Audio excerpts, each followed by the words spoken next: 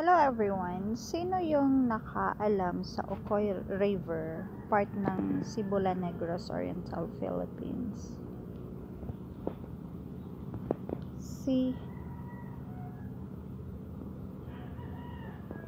Sa kabilang side, wala pang dike. Delikado po ito sa mga flood o baha.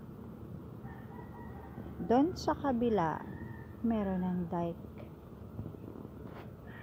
Yung dike na yan, during Chavez, nung nakaupo siya pagka-governor in Negros Oriental, Philippines. Pagkatapos nun, nung pinapababa siya,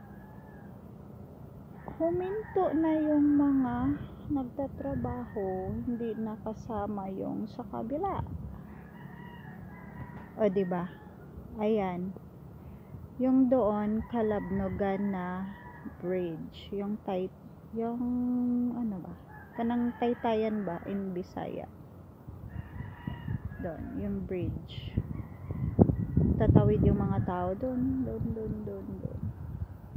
Pero dito na sa side, wala nang nagtatrabaho for dike sa Ocoy River.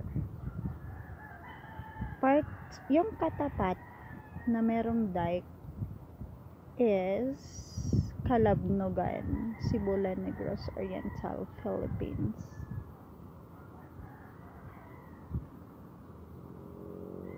Bakit saan po ba yung budget?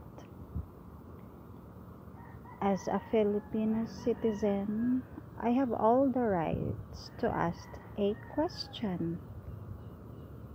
Am I right? Thank you and good afternoon.